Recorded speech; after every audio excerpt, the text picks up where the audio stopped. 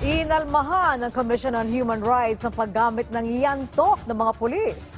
Git naman ng Philippine National Police para lamang ito sa pagpapatupad ng social distancing sa mga matataong lugar.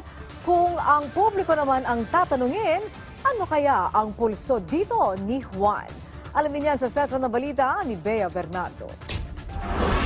Ngayong magpapasko ang mga pamilihan gaya ng mga mall at palengke ang karaniwang dinudumog ng mga tao. At para mapaigting pa ang pagsunod sa health protocol sa mga matataong lugar, ang mga pulis gumamit na ng yentok. Gaya sa Divisoria kung saan mayat maya kung mag-ikot ang mga pulis para ipaalala ang pagsunod sa health protocol. Bit-bit din nila sa pag-ikot ang yentok. Nanatili pa rin yung banta sa kalusugan natin ng COVID-19. Kaya kung hindi ho kayo mag-iingat, tatamaan ho kayo niyan.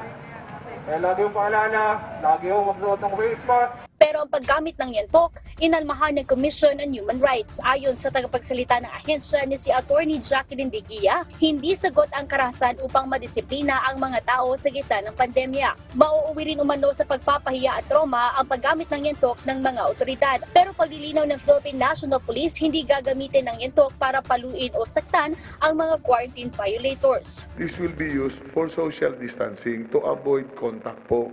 Kasi kung wala po yung stick na yon, ay mapilitan yung pulis na hawakan.